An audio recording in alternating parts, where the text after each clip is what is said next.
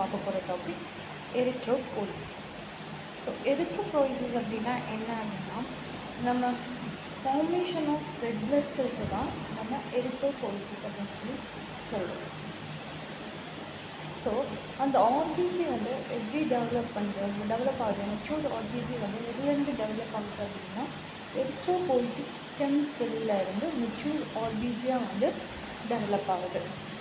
Okay, இப்போ என்னென்ன சைட்லலாம் ஆர்பிசி வந்து ப்ரொடியூஸ் ஆகும் அப்படின்னு பார்க்கலாம். ஃபஸ்ட்டு ஃபீட்டல் லைஃப்னால் நம்ம அம்மாவோட கருவறைக்குள்ளே இருக்கும்போது. ஓகே, ஃபஸ்ட்டு 1 இருந்து 2 months வரைக்கும் எங்கேருந்து ஆர்பிசி ப்ரொடியூஸ் ஆகும் அப்படின்னா, யாக் ஷாக்கில் இருந்து ஆர்பிசி ப்ரொடியூஸ் ஆகும். யாக் ஷாக் அப்படின்னா என்னென்னா கருவுறை அப்படின்னு சொல்லுவாங்க. இன்னொரு பேர் என்ன சொல்லுவாங்கன்னா அம்பிளிக்கல் வெசிக்கல்ஸ் அப்படின்னு சொல்லி சொல்லுவாங்க. ஸோ 1 இருந்து 2 months வரைக்கும் யாக் ஷாக்கில் இருந்து ஆர்பிசி ப்ரொடியூஸ் ஆகுது. நெக்ஸ்ட்டு 3 to 6 months வந்து எங்கேருந்து ப்ரொடியூஸ் ஆகும் அப்படின்னா, லிவரில், ஸ்ப்ளீனில், அப்புறம் லிம்ஃபாய்டு ஆர்கன்ஸில் வந்து ஆர்பிசி ப்ரொடியூஸ் ஆகும். நெக்ஸ்ட்டு 7th month இருந்து நம்ம பிறக்கிற வரைக்கும், டெலிவரி டேட்டு பிறக்கிற வரைக்குமே எதுலேருந்து ப்ரொடியூஸ் ஆகும் அப்படின்னா, லிவரில் இருந்து, போன் மேரோவில் இருந்தும் ப்ரொடியூஸ் ஆகிடும். இது வந்து ஃபீட்டல் லைஃப்பில் ஆர்பிசிஸ் எங்கேருந்தெல்லாம் ப்ரொடியூஸ் ஆகும் அப்படிங்கிறது. ஓகே, நெக்ஸ்ட்டு நியூ பார்ன்லேருந்து அடல்ட் லைஃப். இப்போ பிறந்ததுலேருந்து அடல்ட் ஆகிற வரைக்கும், அடல்ட் ஆனதுக்கு அப்புறமேட்டு ஸோ அந்த லைஃப் பீரியடில் எங்கேருந்து வந்து ப்ரொடியூஸ் ஆகும் அப்படின்னு சொல்லி பார்க்குறோம்.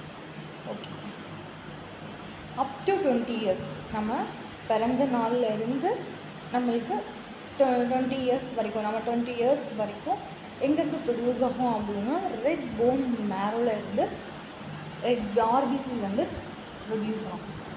ஆஃப்டர் 20 years, 20 வருஷத்துக்கு அப்புறமா எங்கேருந்து ப்ரொடியூஸ் ஆகும் அப்படின்னா, end of the long bone, அதாவது எங்கேருந்து அப்படின்னா ஸ்கல்லேருந்து, வெர்டிப்ராலேருந்து, ரிப்ஸ்லேருந்து, அப்புறம் பெல்விக்ஸு, இங்கே இருந்துலாம் என்ன ஆகும் அப்படின்னா ஆர்பிசிஸ் வந்து ப்ரொடியூஸ் ஆகும். இது வந்து நியூ பார்ன்லேருந்து டு அடல்ட் லைஃப் வரைக்கும். ஓகேவா? Next, process of erythropoiesis. So என்ன மாதிரி ப்ராசஸில் வந்து நம்மளுக்கு ஆர்பிசி ஃபார்ம் ஆகுது அப்படிங்கிறத பார்க்கலாம். ஃபஸ்ட்டு போன் மேரோவில் இருக்கக்கூடிய ஹெமட்டோபோய்டிக் ஸ்டெம் செல்லில் இருந்து தான் எல்லா செல்ஸுமே ப்ரொடியூஸ் ஆகுது. WBC, RBC, T cell, B cell, plasma எல்லாமே வந்து போன் மேரோவில் இருக்கக்கூடிய ஹெமட்டோபோய்டிக் ஸ்டெம் செல்லில் இருந்து நம்மளுக்கு ப்ரொடியூஸ் ஆகுது. ஓகே, இப்போது இந்த ஹெமட்டோபோய்டிக் ஸ்டெம் செல்லில் இருந்து அன்கமிட்டட் ப்ளூரிபொட்டன்ட் ஹெமட்டோபோய்டிக் ஸ்டெம் செல் வந்து ப்ரொடியூஸ் ஆகுது. அன்கமிட்டட் அப்படின்னா குறிப்பிட்ட செல்லுன்னு இல்லாமல் எல்லா வகையான செல்ஸையும் ப்ரொடியூஸ் பண்ணுறது தான் அன்கமிட்டட் ப்ளூரிபொட்டன்ட் ஹெச்எஸ்சி ஹெமட்டோபோய்டிக் ஸ்டெம் செல். அதாவது ஆர்பிசின்னு மட்டும் இல்லாமல். ஸோ அதான் அன்கமிட்டட் அப்படின்னா இந்த WBC, T cell, B cell, plasma, platelets இது எல்லாமே ப்ரொடியூஸ் பண்ணும். அதுதான் uncommitted pluripotent HSC. Okay, next வந்து committed pluripotent hematopoietic stem cell. Committed pluripotent HSC அப்படின்னா என்னென்னா, குறிப்பிட்ட செல், நான் இந்த செல்லை தான் ப்ரொடியூஸ் பண்ண போகிறேன் அப்படின்னு சொல்லி குறிப்பிட்ட செல்லை தான் நம்ம கமிட்டட் ப்ளூரிபொட்டன்ட் ஹெச்எஸ்சி அப்படின்னு சொல்லுவோம். ஸோ இப்போ இங்கே கமிட்டட் ப்ளூரிபொட்டன்ட்னா என்ன அப்படின்னா, குறிப்பிட்டு இது ஆர்பிசி செல்ஸை தான் ப்ரொடியூஸ் பண்ண போகுது. ஸோ அதுதான் committed pluripotent HSC. Okay, next step என்னென்னா colony forming blastocyte. So next step வந்து என்ன ஃபார்ம் ஆகுது அப்படின்னா, பிளாஸ்டோசைட்ஸ் வந்து ஃபார்ம் ஆகுது. ஓகேவா? பிளாஸ்டோசைட்ஸில் இருந்து நம்மளுக்கு என்ன ஃபார்ம் ஆகும் அப்படின்னா, பிளாஸ்டோசைட்ஸ் எரித்ரோசைட் வந்து நம்மளுக்கு ஃபார்ம் ஆகுது. காலனி ஃபார்மிங் பிளாஸ்டோசைட் எரித்ரோசைட்டுக்கு வந்து ஃபார்ம் ஆகுது. ஸோ அதில் இருந்து நம்மளுக்கு என்ன ஃபார்ம் ஆகும் அப்படின்னா, ரெட் பிளட் செல்ஸ் வந்து ஃபார்ம் ஆகும். இதுதான் ப்ராசஸ் ஆஃப் எரித்ரோபோய்சிஸ். ஓகே, நெக்ஸ்ட்டு வந்து இந்த ஆர்பிசி வந்து ஃபார்ம் ஆகுது. ஸோ இந்த ஆர்பிசி ஃபார்ம் ஆகிறதுக்கு ஒரு 5 ஸ்டெப், அதாவது மெச்சூர் ஆர்பிசியாக நம்மளுக்கு கிடைக்கிறதுக்கு ஒரு 5 stages இருக்குது.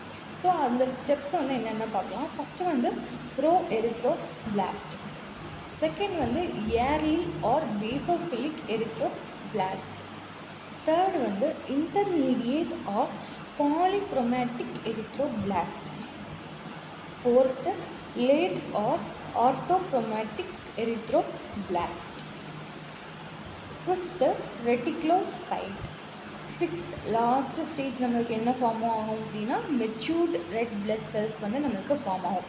இந்த 5 ஸ்டேஜஸும் கம்ப்ளீட் ஆகிடுச்சு அப்படின்னா நம்மளுக்கு லாஸ்ட்டாக மெச்சூர்ட் ரெட் பிளட் செல்ஸ் வந்து நம்மளுக்கு ஃபார்ம் ஆகிடும். ஸோ இதுதான் அந்த 5 ஸ்டேஜஸ். இப்போ நம்ம ஃபஸ்ட்டு ஸ்டேஜ் பற்றி பார்க்கலாம், ப்ரோ எரித்ரோபிளாஸ்ட். ப்ரோ எரித்ரோபிளாஸ்டில் வந்து என்னென்னா இது வந்து எங்கேருந்து வந்துச்சு அப்படின்னா காலனி ஃபார்மிங் யூனிட் எரித்ரோசைட்டில் இருந்து தான் இது வந்து வந்துச்சு. ஓகே, இதோட செல்ஸ் வந்து எப்படி இருக்கும் அப்படின்னா 15 to 20 மைக்ரோமீட்டர் இன் டயாமீட்டரில் இதோட செல்ஸ் வந்து இருக்கும். நியூக்ளியஸ் வந்து பெருசாக இருக்கும். அந்த நியூக்ளியஸ்குள்ளே நிறைய நியூக்ளியோலை வந்து நிறையா இருக்கும். இதோட சைட்டோபிளாசம் பார்த்தோன்னா பேசோஃபிலிக்னு சொல்கிறாங்க. ஏன் அதை பேசோஃபிலிக் சொல்கிறாங்கன்னா நம்ம HNE ஸ்டெயின் யூஸ் பண்ணி ஸ்டெயின் பண்ணும்போது அது வந்து ப்ளூ கலர், அந்த சைட்டோபிளாசம் வந்து ப்ளூ கலரில் தெரிஞ்சு அப்படின்னா அதுதான் பேசோஃபிலிக் சைட்டோபிளாசம் அப்படின்னு நம்ம சொல்கிறோம். ஸோ இதை வந்து எப்படி டிஃப்ரென்ஷியேட் பண்ணி பார்க்கலாம், இதோட ஸ்ட்ரக்சரை HNE ஸ்டெயின் யூஸ் பண்ணி நம்ம டிஃப்ரென்ஷியேட் பண்ணி பார்க்கலாம். ஓகே, நெக்ஸ்ட்டு செகண்ட் ஸ்டேஜ் வந்து ஏர்லி ஆர் பேசோஃபிலிக் எரித்ரோபிளாஸ்ட். இதில் வந்து என்னென்னா இதோட சைஸ் பார்த்தோன்னா பாருங்கள், ஃபஸ்ட்டு இருந்த சைஸை விட அடுத்த சைஸ் வந்து குறைஞ்சிட்டே வருது. ஸோ இதோட சைஸ் என்னென்னு பார்த்தோன்னா 12 to 16 மைக்ரோமீட்டர் இன் டயாமீட்டர், பெரிய நியூக்ளியஸாக இருக்கும். ஆனால் அதே சமயம் எப்படின்னா ஃபஸ்ட்டு ஸ்டேஜை விட இந்த செகண்ட் ஸ்டேஜ் வந்து ரொம்ப கண்டென்ஸ்டாக இருக்கும், ஒடுங்கி போயிருக்கும். ஓகேவா? ஸோ இதுவும் வந்து என்ன அப்படின்னா பேசோஃபிலிக் சைட்டோபிளாசம் தான். சைட்டோபிளாசம் வந்து ப்ளூ கலரில் தான் இருக்கும். So basophilic cytoplasm. So blue கலரில் இருக்குது அப்படின்னா என்னென்னா யோசின் வந்து ஆசிடு. ஸோ ஆசிடை வந்து அக்செப்ட் பண்ணிக்கல, அசிடிக் டேயை வந்து அதை அக்செப்ட் பண்ணிக்கல. ப்ளஸ் அதில் அக்செப்ட் பண்ணிக்கல அப்படின்னா அதில் வந்து ஹீமோக்ளோபின் வந்து என்ன ஆகலை அப்படின்னா ப்ரொடியூஸ் ஆக ஆரம்பிக்கலை இன்னும். ஸோ அது ஸ்டில் பேசோஃபிலிக் சைட்டோபிளாசமாக தான் இருக்குது. Okay, next in third stage வந்து என்னென்னா ஃபஸ்ட்டு டூ ஸ்டேஜ் பார்த்தாச்சு. நெக்ஸ்ட்டு தேர்ட் ஸ்டேஜ் வந்து என்னென்னா இன்டர்மீடியேட் ஆர் பாலிக்ரோமேட்டிக் எரித்ரோபிளாஸ்ட். இது வந்து என்னென்னா இதோட சைஸ் வந்து என்னென்னா 12 to 14 மைக்ரோமீட்டர் இன் டயாமீட்டரில் இருக்கும். இது வந்து பேசோஃபிலிக்காகவும் இருக்கும் அஸ் வெல் அஸ் அசிடோஃபிலிக்காகவும் இருக்கும். இது வந்து 2 டயமே அக்செப்ட் பண்ணிக்கும், பேஸையும் அக்செப்ட் பண்ணிக்கிட்டு அசிடிக்கையும் அக்செப்ட் பண்ணிக்குது. ஸோ ஏன் அப்படின்னா அதில் இப்போ தான் இந்த தேர்ட் ஸ்டேஜில் தான் கொஞ்சம் கொஞ்சமாக ஹீமோக்ளோபின் வந்து என்ன பண்ண ஆரம்பிக்கும் அப்படின்னா ஃபார்ம் ஆக ஆரம்பிக்குது. ஸோ அதனால தான் இது பேசோஃபிலிக் அஸ் வெல் அஸ் அசிடோஃபிலிக் அப்படின்னு சொல்லி சொல்கிறோம். ஓகே, நெக்ஸ்ட்டு ஃபோர்த் ஸ்டேஜில் லேட் ஆர் ஆர்த்தோக்ரோமேட்டிக் எரித்ரோபிளாஸ்ட். இதோட சைஸ் வந்து எவ்வளோ இருக்கும் அப்படின்னா 8 to 12 மைக்ரோமீட்டர் இன் டயாமீட்டரில் இருக்கும். நியூக்ளியஸ் வந்து ரொம்ப குட்டியாக இருக்கும். எப்படி சொல்லலாம் அப்படின்னா நம்ம இங்கு தெளித்தோம் அப்படின்னா அங்கங்கே குட்டி குட்டியாக படும்ல, ஸோ அந்த மாதிரி ரொம்ப குட்டி குட்டியாக அங்கங்கே நியூக்ளியஸ் வந்து தெரியும் நம்மளுக்கு. சைட்டோபிளாசம் வந்து ஃபுல் அண்ட் ஃபுல் அசிடோஃபிலிக்காகவே மாறிடும். ஸோ அசிடோஃபிலிக்காகவே மாறுதுன்னா என்ன, ஹீமோக்ளோபின் லெவல் வந்து ரொம்ப அதிகமாக ப்ரெசன்ஸ் ஆகிருக்கு அப்படின்றத குறிப்பிட்டு காட்டுது. ஸோ இதுதான் fourth stage, late or orthochromatic erythroblast. Okay, first third ஸ்டேஜில் இருந்து தான் நம்மளுக்கு அசிடோஃபிலிக்ன்றதே அசிடோஃபிலிக் சைட்டோபிளாசமே தெரியுது. ஸோ ஏன் அப்படின்னா தேர்ட் ஸ்டேஜில் தான் ஹீமோக்ளோபின் ப்ரெசன்ஸ் ஆக ஆரம்பிக்குது லைட்டாக. ஸோ ஃபோர்த்து ஸ்டேஜில் நிறைய ஹீமோக்ளோபின் வந்து நிறைய ப்ரெசன்ஸ் ஆக ஆரம்பிக்கும். ஸோ நெக்ஸ்ட்டு வந்து என்ன அப்படின்னா ரெட்டிக்லோசைட்.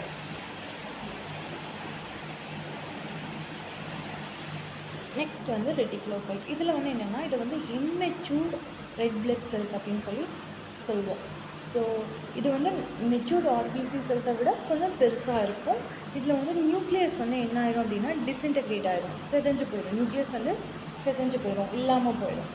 ஸோ இதுதான் ரெட்டிகுலோசைட்டு. இது நார்மல் கவுண்ட் அடல்ட்ஸ்க்கு வந்து எவ்வளோ இருக்கணும் அப்படின்னா 0.5லேருந்து 2.5% இருக்கணும். இன்ஃபென்ட்ஸ் குழந்தைங்களுக்குன்னு எடுத்துக்கிட்டோன்னா எவ்வளோ இருக்கணும்னா 2லேருந்து 6% வரைக்கும் இருக்கணும். Next 6th stage, last stage என்ன அப்படின்னா மெச்சூர் ரெட் பிளட் செல்ஸ். இதோட சைஸ் வந்து எவ்வளோ இருக்கணும் அப்படின்னா 7.2 மைக்ரோமீட்டர் இன் டயாமீட்டரில் இருக்கும். ஸோ பாருங்கள், ஃபஸ்ட்டில் இருந்து இப்போ போக போக அந்த சைஸ் வந்து ரெடியூஸ் ஆகிட்டே வரும். ஸோ இதோட சைஸ் வந்து எவ்வளோ இருக்கணும், 7.2 மைக்ரோமீட்டர்லேருந்து மைக்ரோமீட்டர் இன் டயாமீட்டர் வந்து இருக்கும்.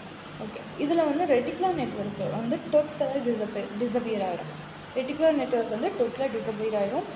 இது வந்து மெச்சூர் ஆர்பிசியாக வந்து நம்மளுக்கு கிடைக்கும். மெச்சூர் ரெட் பிளட் செல்ஸாக வந்து நம்மளுக்கு கிடைக்கும். ஸோ இதோட லைஃப் ஸ்பேன்னு எடுத்துக்கிட்டோன்னா 120 days தான். ஸோ இது டெவலப்மெண்ட் டைம் வந்து என்னென்னா ஃபஸ்ட்டு ஸ்டேஜிலேருந்து ஸ்டேஜ் 5 வரைக்குமே ஃபார்ம் ஆகிறதுக்கு 5 நாள் டைம் எடுத்துக்கும். ஸ்டேஜ் 5க்கு வந்ததுக்கப்புறமா 5லேருந்து 6th stage matured RBC form ஆகிறதுக்கு 2 நாள் டைம் எடுத்துக்கும். டோட்டலாக ஆர்பிசி ஃபார்ம் ஆகிறதுக்கு 7 days டைம் எடுத்துக்கும். ஓகேவா? இன்னொன்று, நம்ம பாடி வந்து ஈச் அண்ட் எவ்ரி செகண்ட் வந்து 2 மில்லியன் நியூ ஆர்பிசிஸை வந்து என்ன பண்ணும் அப்படின்னா ஃபார்ம் பண்ணிகிட்டே இருக்கும், ப்ரொடியூஸ் பண்ணிகிட்டே இருக்கும். ஸோ இதுதான் எரித்ரோபாய்சிஸ் அப்படின்னு சொல்லுவோம்.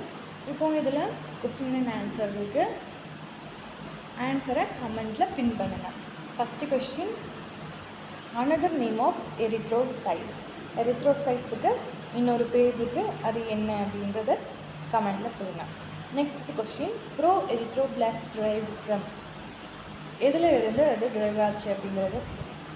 Third question, in which stage cytoplasm becomes acidophilic, எந்த ஸ்டேஜில் வந்து பேசோஃபிலிக்லேருந்து அசிடோஃபிலிக்காக வந்து அது நம்மளுக்கு கிடைக்கும் அப்படின்றத சொல்லுங்கள். Fourth stage, life span of RBC. Fifth question, normal reticulocyte count in அடல்ட்ஸில் ரெட்டிகுலோசைட் கவுண்ட் வந்து எவ்வளோ இருக்கணும் அப்படின்றத சொல்லுங்கள். ஆன்சர் தெரிஞ்சால் கமெண்ட்டில் பின் பண்ணுங்கள். தேங்க்யூ.